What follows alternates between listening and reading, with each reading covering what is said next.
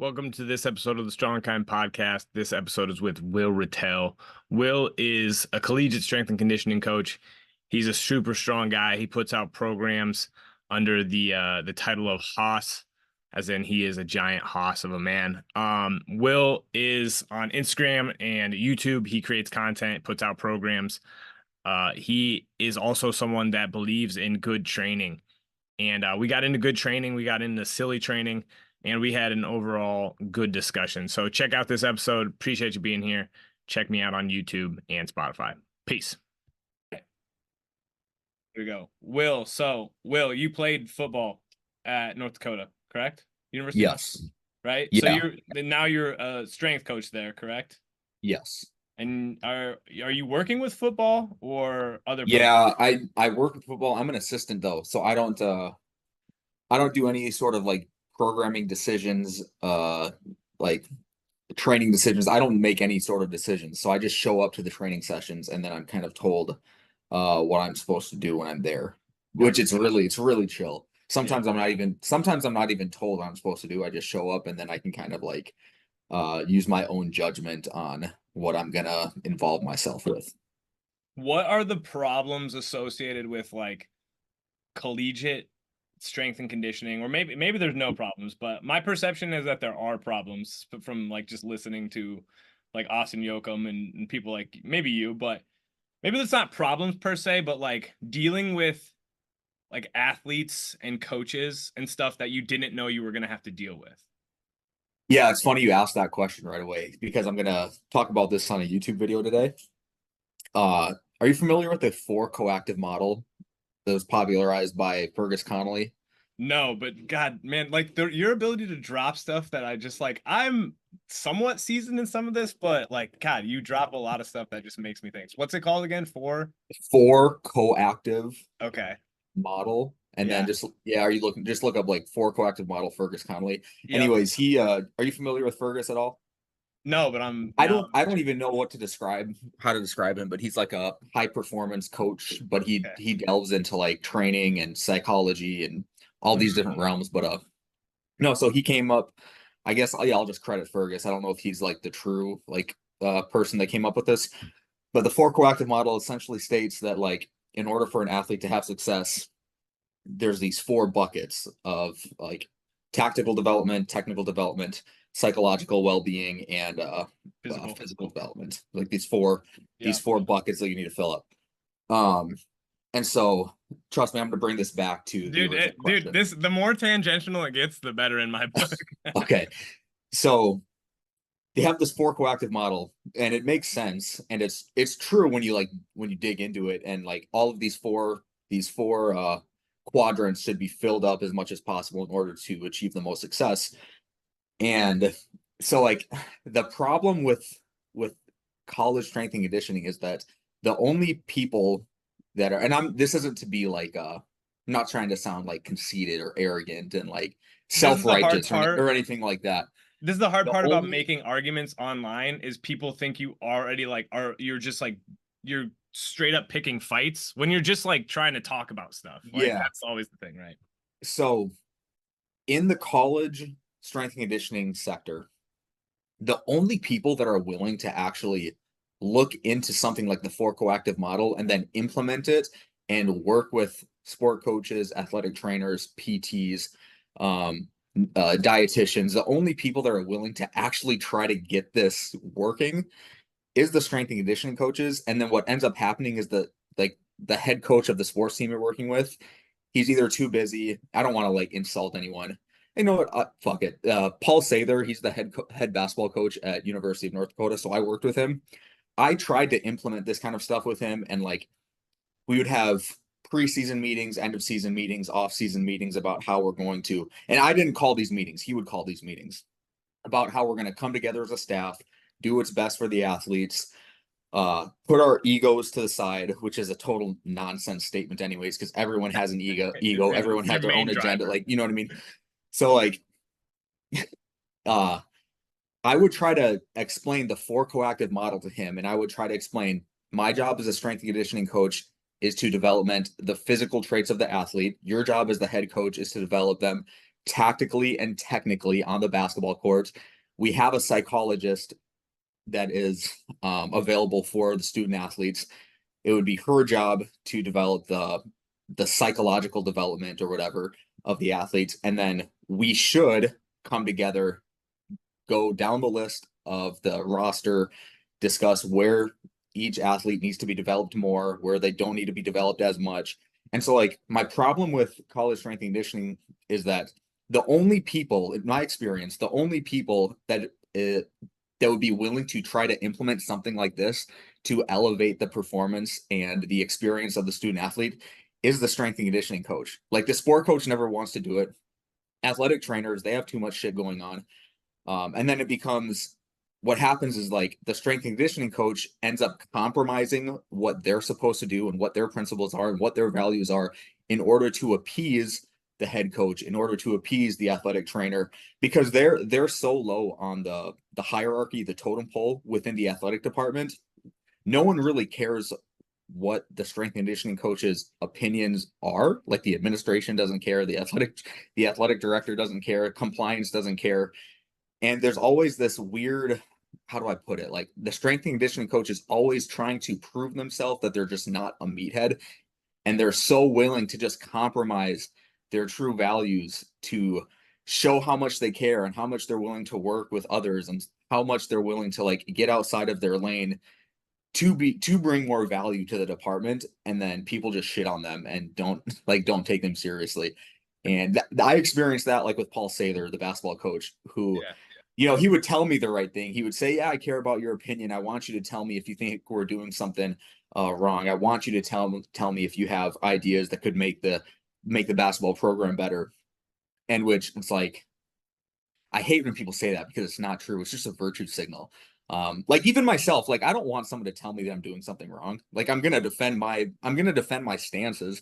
And I just hate when people lie about that. So he would say, like, yeah, we need to go over how we can make the program better. And then so I brought him the 4 coactive model from Fergus Connelly. I tried to explain how this all can be integrated. And he said I was just, like, being defiant. And he went and, like, ratted on me to my boss that I'm defiant, I'm stubborn, I'm hard to work with, all of these things. And it's like, that's the problem with college strength and conditioning, is that, like, there's so many different entities and agendas. And yeah, that's it.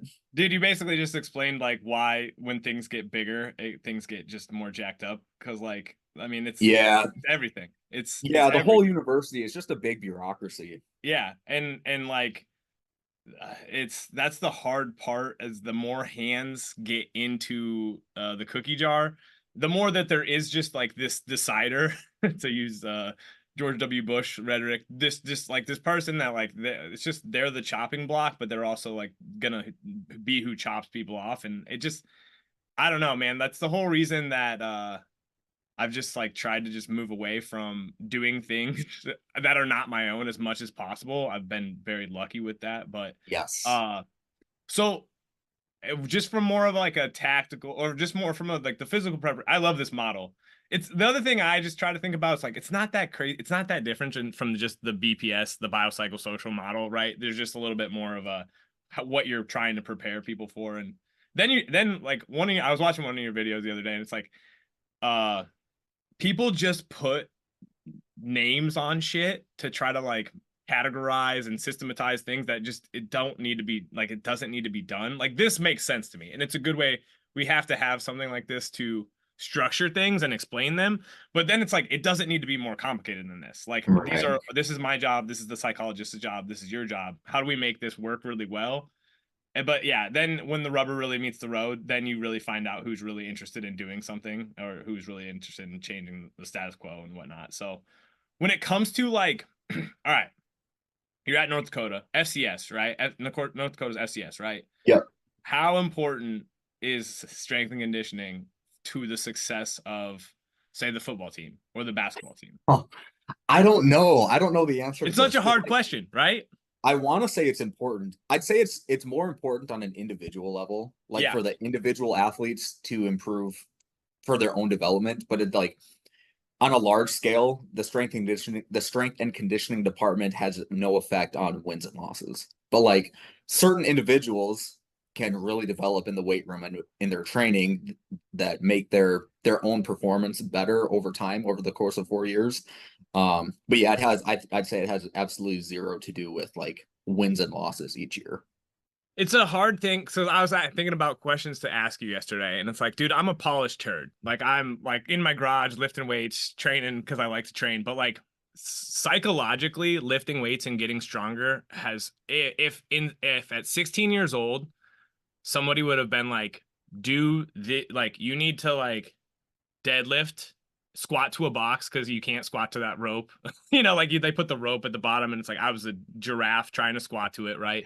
Like squat to a box or a ball, and then like you don't need. I would get done with practices and I would go run 3 to 5 miles because I thought that was like what I needed, like mental toughness type shit, and I just really needed somebody to be like, no, go sprint, squat, deadlift, and bench press and press, like, and you'd be a lot better. But like on an individual level, like have you seen somebody who maybe you're like, man, like they don't have it, but develop physically over the course of a few years? We're like, yeah, shit, like you can actually play now. I'm sure you have, but like Yeah, for sure. that's the Yeah. utility of this stuff, right? Is it brings up like I hate to use the floor and ceiling analogy, but like it brings up the floor of your team by a ton, right?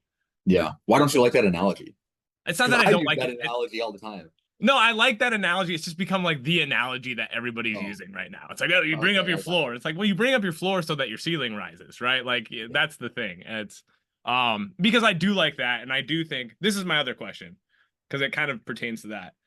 Dude, I watch your lifts and I'm like, I just so I hired Angus Bradley as my coach just mostly because I like Angus and he's funny and I just needed somebody to program for me.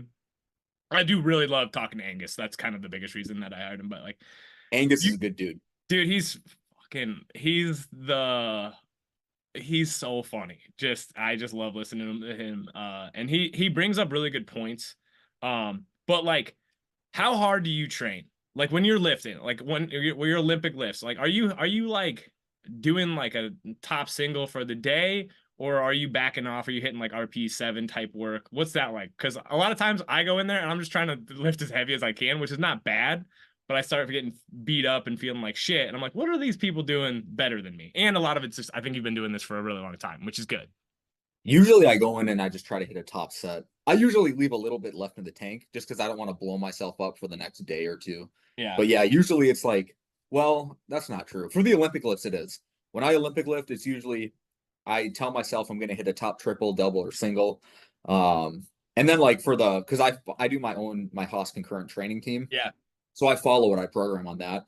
So for like squatting, deadlifting, there's usually a set and rep scheme that I follow. But a lot of times that's honestly like work to a top triple and then hit a couple back off sets. Or like for example, yesterday it was this shit was hard. It was like ascending weights with descending rep scheme. So I hit like I call it a 5 rep max, but it's not a true 5 rep max. I want to hit a 5 rep max, a 4 rep max, 3 rep max, and then a 2 rep max. So each set's going up in weight a little bit. So I did that. And I'm pretty cooked from that yesterday. But yeah, a lot of times I'm just trying to hit like the heaviest weight I can for the day without blowing myself up for the next day or two. It's good to it's like good this is like my biggest thing with like as much content is out there is even if you have a generally good idea of like the principles that you should be following, like the little voice in your head that like somebody's training harder than you like takes over, and then you start making dumb training decisions or training more than you need to, right? Like or like because I literally would like to do something every day, and from a physical Yeah, fitness and activity standpoint, like I think it's good to. It's just like, what does that look like? Like that might be like a mile run, right? Or like 2 mile yeah, run, chill, or like go for a bike ride. It's not like you're not you need to push yourself to get stronger. And this is something that like I'm always saying to people, but it's like kind of a hard dichotomy. Like you need to push yourself to get stronger. But you also like can't beat the shit out of yourself all the time because there's just gonna be a problem, right? So that brings me to like my next question is like, how many people do you think actually run your programs like as written or well? I don't know. Probably not very many. I always try to convey that like with Haas Olympic and Launch, I try to put the message out there that like the value isn't in the program, the value is within like the ebook. And so you can plug and play a lot of the program because all the principles are going to be outlined in the ebook. So I try to like put that out there as much as possible for people so that, yeah, I don't know. I don't know why I said that. Yeah, No, but that's right. Yeah. most people probably don't run the program as written. Yeah. I would assume most people don't. There's I going to be just, modifications made. well, and I think like this is another thing that I wanted to ask you about. It's like maybe you don't, I don't know as much about like training large teams. I have like coached groups, but it's been like CrossFit, right? And like, Mhm. um, making modifications, like there was never a workout that like I didn't make modifications to, right? And I think that's Yeah. just part of being a coach who's trying to help people actually do the intention of the workout. But like, do you think there should be more of a like, yes, the program is here, but like this is the smart decision for you today in coaching? And are there still like coaches who make a rigid program and like we're following this to the T because that's what we do or that's what I do as a coach? Does that type of shit still happen? I don't know. I can't necessarily say because I'm not like I'm just my own Yeah, coach. Like I work 100%. with my own teams. I can speak about the football team I work with because obviously I'm there and I see the decisions that the head guy makes. And I mean, he's pretty good about making adjustments on the fly or day-to-day adjustments without changing like the actual intent of the program. So I think he does a good job of that. But I don't know what other coaches at other colleges do if they are good about making necessary adjustments or not, or if they stick to the rigid program or not. I have no idea. Yeah, fair Yeah. answer. Understandable. Yeah. All right. Why did you start making content? Because so I started making content in 2020. My salary was 30K at University of North Dakota. So like I made extra money because I did some personal training on the side in my garage. Um, I like worked hockey games, basketball games, volleyball games, like scoreboard, that kind of stuff, which would pay like an extra $50 per game. So you find all these other ways to bring your salary from 30 to 40 with all these extra jobs that you're going to do on the side. Yeah. And like that gets annoying. You don't want to work a hockey game from 6 p.m. to 11 p.m. on a Saturday night when your wife is at home, things like that. You know what I mean? Yeah. And so like I was not making a lot of money. My wife was making more money than me, but she like her salary was just like kind of an average salary. I think it was like in the 50s. And I guess not my wife. She was my fiance at the time, but yeah, my Fair. wife. She's your wife now. Yeah. So I was embarrassed. Like to it's embarrassing if your father-in-law knows that you're not making enough money to provide for his daughter and Biggest like like provide for a family. You know what I mean? Like biggest that's fear I embarrassing. have is letting my father-in-law wait, because I love my father-in-law. The dude also like he's also risen through the ranks of like a company and like made a good job. And then same dude. I became a physical therapist because I'm like, oh, I can make good money and it's kind of a safe job. And then you get into it and it's like, oh, this is kind of like it's kind of bullshit.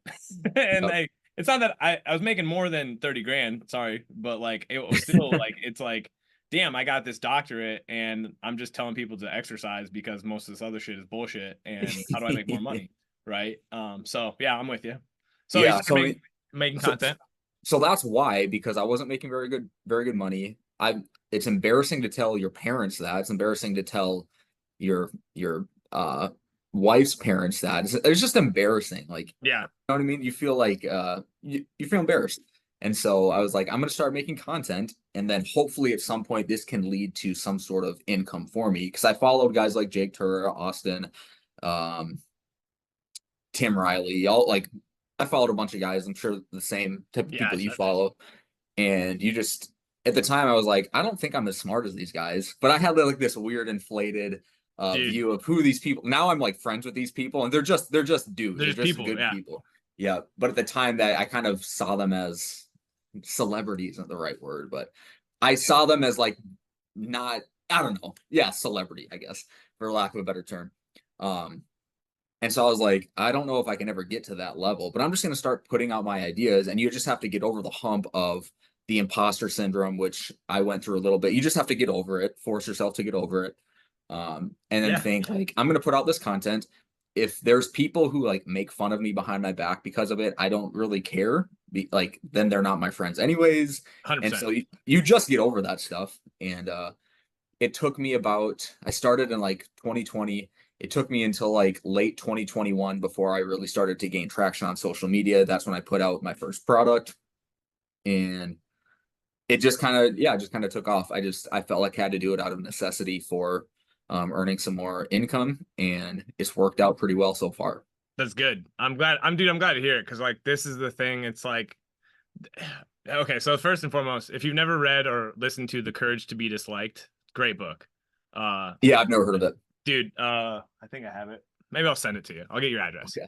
Yeah. Um, it's like the philosophy of Joseph Adler, and Joseph Adler is basically like, dude, it really just boils down to like you're kind of being a bitch. Like you just figure out what you can do, and that's what you should put your energy towards. But like, yeah, in our day and age, I mean, I'm not selling programs. I'm doing more like individualized coaching and like rehab for people, but like, dude, it's so much better. You just have to get over the hump of like, what am I doing? Do I give a shit about what people think of me? And also, dude, you can clean and you can bazooka clean a shit ton of weight. Like that, you know, a lot of merit behind that, right? Like me, you know, power cleaning 100 kilos ain't that impressive. But there is, dude, it's crazy too, because the inferiority complex of like I'm not smart enough, or like I just listen to a lot of your stuff, and I think it's just different realms. Like a lot of what you're informed about is coming from strength and conditioning, and a lot of where I'm coming from, honestly, I'm more informed by, I was a philosophy major in undergrad. I was a history and philosophy. I'm Like, envious of that. dude, no, you're not. Like, but I mean, I got this. Have you ever heard of Nassim Taleb? Like the Yeah. anti-fragile guy? I haven't read that one. I've read his other two, The Dude, Black Swan and The Anti-Fragile. Yeah. dude is he's wild. But like I was reading a lot of that stuff in 2020, and it like scared the shit out of me, because it's just like you're like we're fucked, like we're screwed, right? But no, I'm glad to like it's also funny because I've seen a few of your videos from like 2020, and you're like asking people to like subscribe, and you're like, thanks for being here, and now you're just like this you're just like yourself, like this is what hey, this is what I'm talking about, this is all I got, see ya. Like you don't give a shit anymore. And that's like, Yeah. you get to that point where you're just putting out your ideas and stuff, and then it's crazy because when you get to like, you got 55,000 people on Instagram, or like, and like 15K or more on YouTube, it's like people start to find you that they're just going to vibe with what you're doing, and like buy your programs, and that's dope. Like, and it's going to keep growing if you just keep doing it, right? Which Mhm. is, yeah, way better than it's like, that's the other big problem with, like, it's crazy, like 30K a year for being a strength and conditioning coach, honestly, with the most shit hours of any job there is out. Well, not maybe the most shit job, but and it's hard because like you literally can have a awesome impact on somebody's like career, but like the value that you are told you have sucks, and it is embarrassing. So I don't know where I'm going with that, but yeah, it's like I'm glad you did, because it's influenced me in a positive way. Not to get too cheesy here, but yeah. Yeah. Fuck, I had something to bounce off of that, and then I forgot what it was. No, yeah, the hours thing.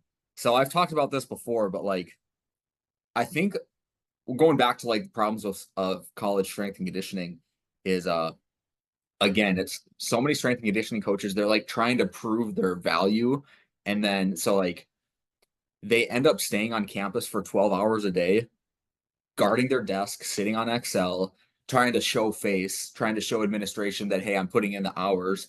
And then they're not getting paid very much. But then they're going to complain about how much work they're putting in. But they don't need to like I'm not going on campus today. I don't have any groups on Wednesdays in the summer to go on campus to train. I'm not going to go onto campus today just to show that I'm like putting in the effort. And Yes. I think because strength and conditioning coaches don't make a lot of money, they're going to go the extra mile to try to like earn more respect, hopefully getting a raise at the end of the year, which never comes. um yeah, like the hours thing. uh It's the same as did you ever see the 40-year-old version yeah. where they're like, you're putting the pussy on a pedestal? Like like you're making it something that it's not, and then you're miserable about it, Yes. right? Like Yeah. that's what so many people do. That's what physical therapists do too. It's like, oh, Yeah. like one of the biggest things is like there's just like these intellectual jerk off sessions that occur in like our fields. So much. And There's it's so like much of that. what are you trying to help somebody, or are you trying to make yourself look smarter, right? And I kind of think you can do both, but usually it's like helping somebody. Like I have so my neighbor and her daughter and the grandma, the 89-year-old, 56-year-old, and 25-year-old.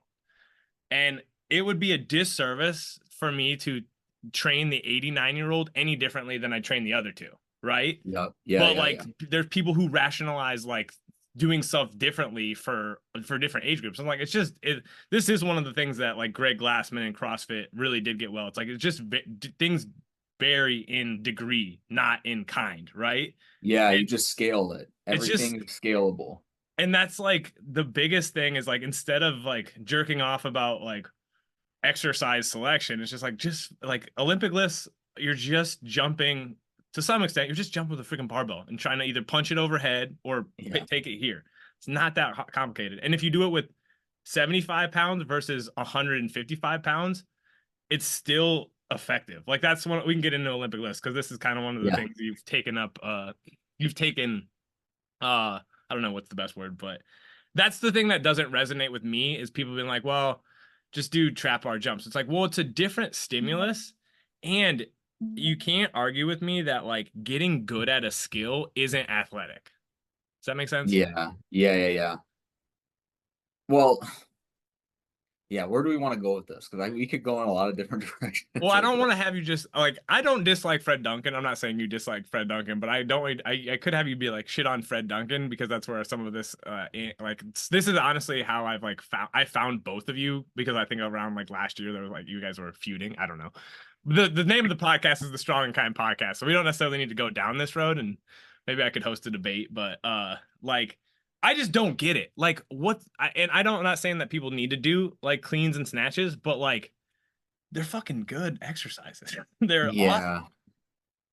Yeah. I think it's because, and I've talked about this so much, I think it's because people, they categorize things as this is a power exercise. Power clean, a clean, a snatch is a power exercise.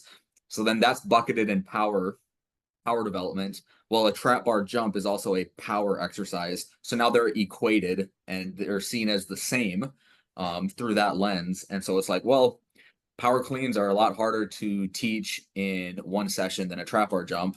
So let's just get the same stimulus with an easier, lower barrier of entry type of exercise with the trap bar jump than a clean.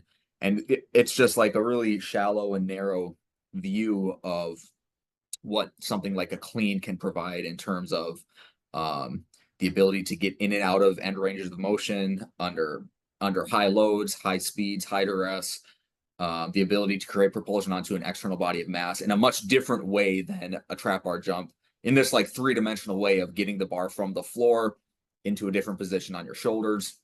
There's just all these other things that like the Olympic lifts provide that something like a trap bar jump or a barbell back squat jump just doesn't provide for you.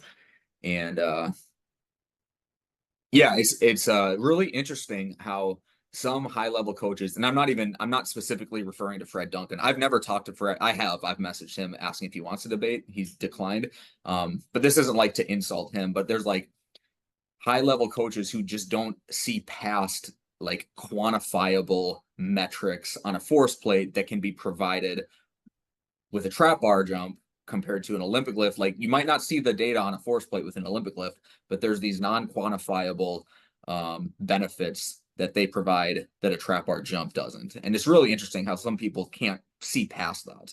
Well, it's funny because people talk like they won't see past like those. They won't see past things like that for non-quantifiable things that are benefits of training. But then they post all these other like I do this too because I think it's positively beneficial for human psyche. But like training is like a non-quantifiable thing to some extent, like Yes, preparedness, right? 100%. Like I almost think like general and specific preparedness, like who gives a shit? Like who's prepared to play, right? Like Yeah, Who is, I mean, at the end of the day, like we know who, dude, I don't know if I was gonna joke, like, I don't know if there's a rugby team up there, but if you want to go hit somebody, like go join the men's rugby team. And you were like, you would dominate because you are who you are. But like I'm 30, I'm almost 36. I went back and played rugby. I played in college, club rugby, and I played at 33, and I was way stronger than I was when I was younger. It was awesome, but like I was just like my ligaments and tendons and muscles were just like popping. Like I hadn't sprint. I stopped sprinting, and it's like the form of preparedness that I had been engaged in, or just staying strong, getting stronger, was beneficial to some extent. But like I couldn't move like I did when I was younger, so like I wasn't prepared anymore, and that's another big thing that like I've just seen like why did I stop sprinting? Like what the hell was that about, right? Like this is the type of stuff that you need to keep engaging in as long as you can.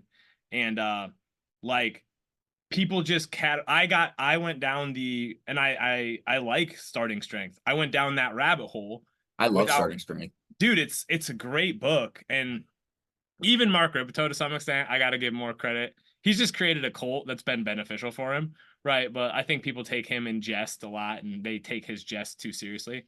But For sure. I Yep. should have ran that program or something similar and continued to sprint, because it was like, this is fun for me, right? And it's good preparation. But I just think like at the end of the day, there's just probably too much like, it's good for social media, and it's good for our like maybe building a brand, because drama helps a lot if you're not a girl with a big butt. But I mean, even then, but like, yeah, dude, it's just who is preparing, who feels good, and who can like show up and play. And those are the big things that matter, and I think we get lost in the sauce. So um dude, you Do you should still play rugby? I dude, my wife we went to a game. I played last spring, and my wife went to a game, and three like a dude tears his ACL. Like another dude literally opens up his skull, like can see, like literally see like a flap of skin, like right in front of my wife, and she's like, we're gonna have like a kid soon. Do you need to keep playing this? And I'm like, and there was also this dude like playing like inside center on the other team, and I play flanker. I used to play flanker. And so you're tackling like their running backs, basically. Yeah. This dude was like 6'6", 280. And I don't know where the hell they found him in like northwest West Iowa, but just like a truck. And I took a couple, like I tackled them a few times, and I took a knee to like the head. Didn't like concuss myself, but I'm like, yeah, I could be done with this for a while. You were a mouth guard? I do wear yeah, Yeah. wear a mouth guard. Yeah. Rugby's awesome, dude. I know nothing about it. I've never played it. It's a fun game. Do you play other sports recreationally? I'm trying to get back into basketball. Trying to find. I have my neighbor down the street throws me in on some games, so I'm getting back into basketball. Played a ton in PT school. That was like the best part of PT school, is we played every sport imaginable. I'm getting into tennis. Oh, nice. Tennis is fun. Tennis is amazing. Yeah. So getting into that. I've like the muscular, this is the big thing, like muscular strains. I strained my freaking calf like a month ago running a mile hard, and that's been kind of a pain in the ass, and it's just because I haven't been doing that much stuff like that. And then I was doing sprints from like a dead stop, and I like strained my hip flexor, and I'm like, fuck. So like it's just building back up to it, where those things used to like not phase me, is like it's not hard at 35. I'm just like not prepared, right? So like getting back into that game is tricky. So yeah. Well, no, so I play basketball. Well, I play a lot of basketball, yeah. but like I'm 31 years old now, and as I'm getting older, um, when you mentioned how you like stopped sprinting for a year, this is what kind of triggered the thought. Yeah. As I'm getting older, I'm becoming like the old guy that is on the court. Because when I first started playing with the group of guys that I play with, it was like I was 25. I was like younger. It was like 25 to 30-year-old guys playing, but we're all kind of getting older. And now like I'm on the older end of that age group, and there's less and less like 32, 33, 34-year-old guys. And like the people that are falling off because of the content that I put out, like my friends follow me, like these people in Grand Forks, they follow me on social media. And they will always ask like, well, how do you keep your explosiveness? Like, these are people that train. These are people that work out and they're active. Yeah, The one thing that they like refuse to do, I don't know why, is sprint. I Like know. once I say like, dude, just go find a local football field, go on like a Saturday morning. If you have kids, it's like great. Like my daughter is almost 1 years old. Once she's like 4 years old, I'm gonna take her to the field with me. Like if you have kids, this is perfect. You go on like a Saturday morning, go sprint for 45 minutes, do short sprints, some long sprints, do some tempo runs. That's gonna be the best thing for you to like keep your explosiveness when you play basketball. And like you're gonna feel a lot more confident and competent and a lot more resistant to something like an Achilles or a knee injury when you're playing. And like these people, they keep falling off and they're showing up less and less because they're less confident. They're more concerned about getting injured playing basketball. Yep. They feel like they're losing a step trying to hang with like the 26-year-olds on the court. And it's so, I don't want to sound like I'm an old man yelling at the sky, but like You are. they ask me, oh, why am I losing a step? Like I'm still playing basketball. Like I should, like I'm doing basketball frequently enough. Why am I losing? It's like, dude, go sprint. Like that's the one thing that people stop doing. And I don't know why that is. I Sorry, we just went on like a rant there, but no, like dude, I think that's a good if rant. there's one thing that I'm gonna make sure I continue to do the rest of my life, it's like once a week I'm gonna go sprint.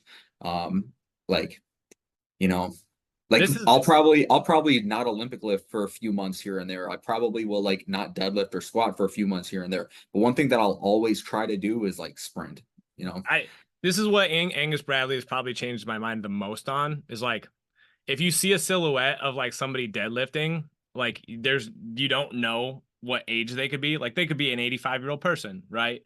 But if you see a silhouette of somebody sprinting, you mind automatically gravitates to somebody who's like younger, right? So Yeah. the real fountain of youth, lifting is great. Everybody should be lifting throughout their lifespan, right? But the real fountain of like staying young is the capacity to sprint and like create those shapes and do it well, right? Like I think it's like everybody probably looks at you and like, oh, dude, it's like he's the way. Like it's kind of. I was talking with another buddy yesterday, and it's like it's kind of like the Derrick Henry fallacy of like they see Derrick Henry doing like stupid Bossu ball shit, and like they think like that's why he's Derrick Henry. It's like no, Derrick Henry just is squatting, deadlifting. He's also just very gifted, but he's just doing the basics really well. People attribute like your ability to play probably like yes you're strong you're capable but then like it's not the thing that you're telling them to go do because like it's kind of the scary thing like going and showing up at a field like you kind of look like an idiot. I'm not saying like Yeah. you kind of do as like a 35-year-old 100%. man like Yeah. Like no one wants to go to a Lifetime Fitness and then go on the basketball court and run sprints or because or you're gonna or get a lot of jump towards the hoop and be like 6 inches short, which is what I'm doing. yeah, But yeah, like that's good. I mean, honestly, just the other thing that like I've changed my mind. Well, I've just been exposed to. It's like sprinting is an exercise. Like it is a yeah. stimulus that you should chase. Like I still play rec league soccer too, so that's a big one too. And I do get a little bit of exposure to like top end, like my top end, but sprinting as an exercise is freaking incredible. And you have to build up and adapt to it. And that kind of means not being like not running as fast as you potentially could because that's literally how I've like kind of like smoked myself is like the capacity is well maybe not the capacity. I can do it, but it's like I need to like throttle down a little bit. Does that make sense? Yeah. That's how you start like tearing your shit up. You gotta like build up some tolerance to it for a Yeah. while. And that's a hard thing for people to do too. The biggest thing that I help people with is just make decisions about like training dose. Like Mm. and give people permission to take like a day off. Like which it's so wild to me that people like it's not super wild because I'm this way, but like hey, I missed a couple days. Cool. Just hop back in. Let's begin again. Right? No worries. That's super hard for people who maybe haven't trained or like they just everybody thinks that like you got to train 6 days a week. It's got to be hard. It's got to be a kick in the balls. And it's like, no, not really. Like you just need to do this for a long time, right? Mhm. Are kids like that? Like college kids? College kids or the young kids you're training now, like do they have like kind of that hard work pays off type of thing? I mean, it's good. It's also a good mentality to have, right? Not the college kids. most of the college kids hate training. Uh, Sometimes it's like pulling teeth to get them to just put a bar in their back. The high school kids that I work with out of my garage, yeah, because they're voluntarily coming. Like they're asking their parents, "Hey, can I go train with Will, or whatever?" So yeah, but no, they're not like super gung ho about doing something every day. Because usually I just see them 3 to 4 times a week, and I mean they're in sports though too. Like Yeah. I have two kids that I've trained right now in the summer. They're both in summer baseball.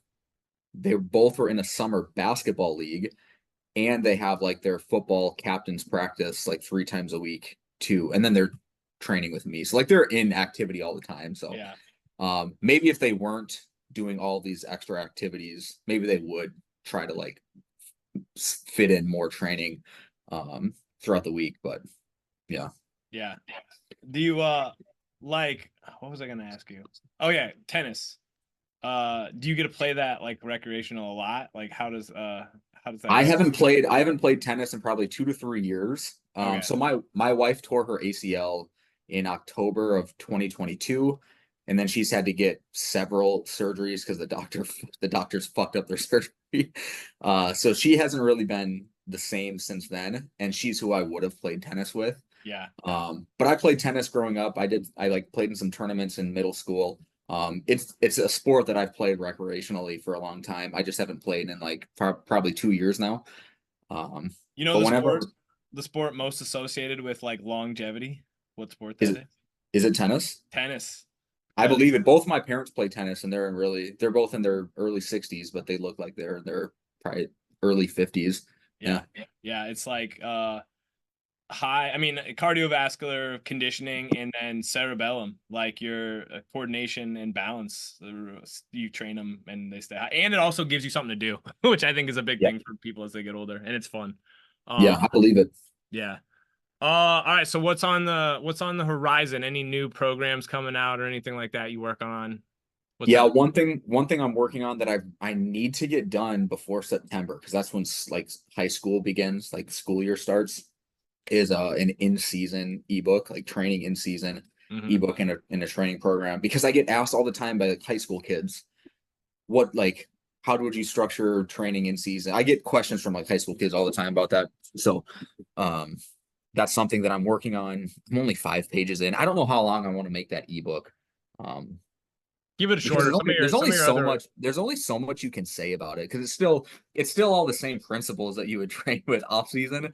You just have to frame just it a little bit differently, I guess. just take some of the same things you put because I've bought your other books and I've read them. Mhm. And it's like it's good. I mean, and this is the thing about rehashing principles is like you're always going to learn something. Like I mean, Mhm. just and think about something slightly different. I think that's one of the biggest. This is where I want to finish this conversation with is a little bit of psychology and a little bit of learning because but like it's yeah, at a certain point I just get tired of like redundantly saying like kind of the same thing, but Yeah. when you do rehash it, especially with like a kid that if a kid understands like if a kid if me at I'm trying to think about me at 16 or 17 or 18 years old, if I would have understood like why sprinting and power and like maintaining maybe sprint capacity during the season because like what speed detrains like 3 to 5 days, is that about right or something like That's that? like that Isserin table. Yeah, What? I don't know if Yeah. like all these things I don't really take 100% true, but like Right.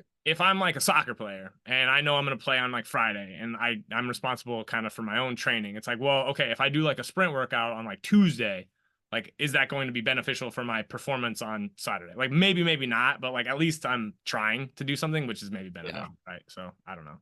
But high school kids are also like, dude, I was such a Rocky and Navy SEAL, like I'm gonna work the hardest of everybody, but I also like was I a was kind of like that too. yeah, Yeah.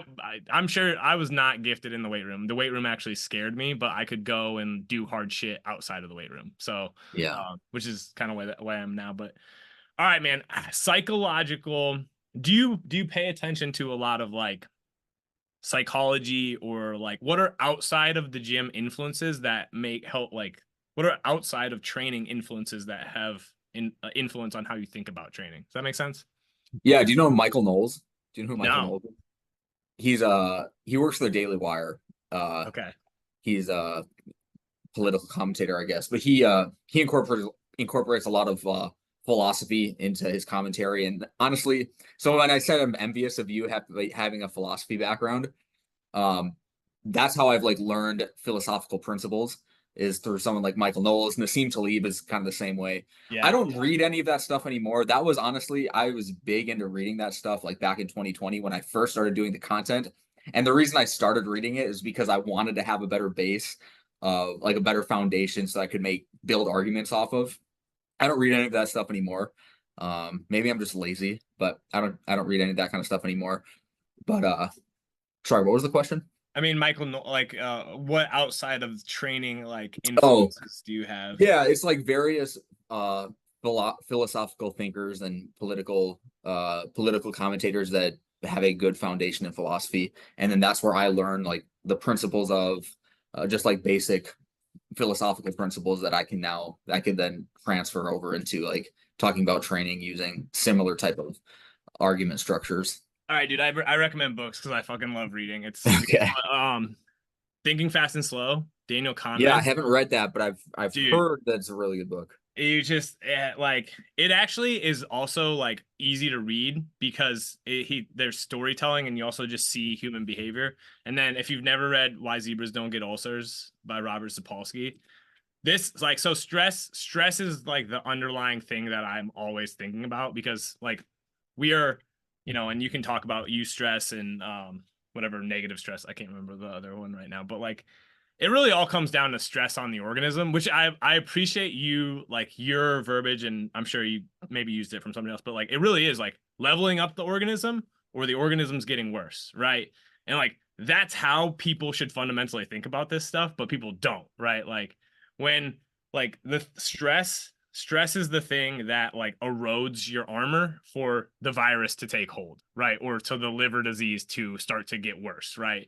If I mean, that study on like women soccer players who get hurt because they get hurt around test week. Have you seen that? I can't remember. I can never remember. Mm-mm. It's like Nope. basically like it was a study of like a women's soccer team or a bunch of women's soccer player. I'll look it up here. I'll hopefully find it. Yeah. I'm hopefully getting the gist of it right. But like they got hurt when their relationships were in the shitter, like with either their parents or their boyfriend or their partner or whatever, or around test weeks. So psychological stress impacted physical readiness, and then that they had higher incidence of injuries around times of higher stress, right? And it's like this is the thing that like we need to understand for student athletes, for people in general, right? It's super good. So Robert Sapolsky is super interesting too. He's an anthropologist from Stanford. But all right, last question: are you gonna play NCAA football 2024? No, probably not. Are you? Dude, I'm I have I have a PlayStation 4, I think. Is there there's a they're on fifth. PlayStation 5, right? They're on Yeah. So I five. have a PlayStation 4 that I got like in 2019 maybe. Yeah. Um Me and my wife just moved into this new house in April of 2023, so just a little over a year ago. Yeah. Since we've moved into the house, I haven't even like opened up or plugged in the PlayStation. So I don't know if I'm ever gonna play video games again. Maybe when my kids get older, we can whip it out. Yeah. How But is being yeah. a new dad? I got a kid on the way. How is being Yeah, a dad? awesome. Yeah. She is today's the 24th. She's 10 months and 2 weeks. 10 months and a week and a half. So it's been really good. She's now she can walk if you hold her hand. Yeah. So guided. Like watching the growth is really fun. She's got two teeth coming in. So yeah, we want three kids. So I don't know. We're gonna start with one. Three's kind of our three, maybe four. We'll see how one goes, but it'll be is your wife younger than you? she's 31, I'm 30, I'll be 36. Oh, yeah, then you guys got time. We got time. We're not, yeah, it's I think three's probably where we'll go, but we'll see. And yeah, Does so she work? she does. So my wife's a pelvic floor. She's a physical therapist. She does a lot of pelvic floor stuff. So she like pregnancy and postpartum type Oh, stuff. okay. So she's going Cool. through it for herself right now. Yeah, like dude, also, I mean, how we do business, she does a very similar thing. I started my business in 2021 and just more like, I mean, I don't really care what you call me. Like you can call me a personal trainer. Like if I'm helping people in the way that's actually advantageous to them and promotes self-efficacy, great. What I do is very different than like what I was doing in the clinic. Yeah. And my wife, she kind of saw me do it for like a year and a half, 2 years. And she's like, my wife does it better than me. And also like women who are pregnant, like you want to talk about stressful stuff, like helping them and manage that is pretty cool. So, yeah, so it's good, but Yeah. yeah, kids Dude, are fun. I like how you said you don't care if you get called a personal trainer. That's another one of my biggest pet peeves in strength and conditioning is when people they try to distance themselves from calling themselves a personal trainer or a strength coach because they want to call themselves, oh, I'm a sports performance coach. Like, nah. Like It, what? No, you're a trainer, you're a strength coach. Like it's that's one of the things that irks me so much. Me and so Austin Yoakum was on this. I had Austin Yoakum on this podcast like a little while ago, and Austin and me went on some tangents, but like he's like, no, dude, like it's your ego. Like just accept that you're an ego and you need this and that's okay. And like, yeah, like me going and getting my credential was useful. Like it has helped me do what I'm doing now. But like, am I a doctor? I don't give a shit. Like I'm not prescribing meds. I'm not doing surgeries. Like, and I'm glad I didn't. I almost went to medical school, and I'm really glad I didn't because I see what that is like, right? And that's just my own personal preference. If you're a doctor and you went there, but there are literally people who go to med school to get the doctor credential. Like that's literally what it's about for them. And like, no, like, dude, just like that's not what this is about. So I'm the same way. There's a lot of pet peeves. It's like, and really at the end of the day, like, it is humans should accept that like relationships are probably the most important thing in how we deal with other humans, and like having good relationships is what drives like organizations and teams forward. But everybody wants it to be like that they did it right, and I'm the Mhm. same way, you're the same way. Like we Yep. want our ego like push forward. Yeah. So it's interesting. Did you ever read Oh, it's the Culture Code by Daniel Coyle. No, never He heard of it. he also wrote the Sports Gene, but I read the Sports Gene. That's yeah, okay. the Yeah. black cover with the Yep. track guy gold, like black and gold cover. Yeah, Yep. I did Same read that. guy. Same Okay. guy, super good book. The Culture Code, Epstein. he talks about oh no, that's David David Epstein. Epstein. You're right, you're right. That's David David Epstein. Yeah, yeah, yeah. Which he also wrote Range. Range is a really good book. We can maybe sometime you'll come back if you want to. We can talk a little bit more like about CrossFit and stuff. But I've Okay. already gone over the 45 minutes. But Greg Popovich, the coach for the Spurs, understood that like he takes his players out to dinner like every like on a regular basis because it's like it's just about culture. It's about creating a culture of like that this team is what matters. And that type of shit gets lost. Like it's always about like one person or whatever. And I always appreciated that story. So anyway, weird rant, but yeah. Well, dude, thanks for being on. Appreciate your work. I'm gonna keep following you and trying to replicate some of your feats of strength here. Tell the people where to find you on Instagram and YouTube and wherever else. Yeah, just look up my name, Will Ratelle, on Instagram or YouTube. Should be pretty easy to find. I think my content's pretty easily digestible. I try to keep things as practical as possible without trying to be like overly scientific, and I try to stay away from like deep physiological vocabulary. Like I think Because it's let's pretty be easy. honest, nobody needs to know that shit. No, no one does. Like yeah, no one does. So Not yeah, for most purposes. So yeah. yeah. Well, that's Also, where you can find me. yeah, he's got good. Will has good programs. Let's see, Haas Olympic, which we didn't cover what a Haas was, but we can maybe do that again. Haas Olympic. You do one with, was it Blaine? What's that guy's name? Blaine. Blaine McConnell, yeah, that's just Hospice unit. We just like Yeah, took our nicknames or whatever. yeah, and then Yeah. Launch 2.0, some good stuff. So Mhm. if you're in the mood to digest some training content and run a program, Will's your guy. So all right, Will, appreciate it, dude. Thanks, man. Appreciate I'll it. message you for your address and I'll send you a book here. That's what I Okay, do. All right, sounds man. good. Peace. Have a good day. You too.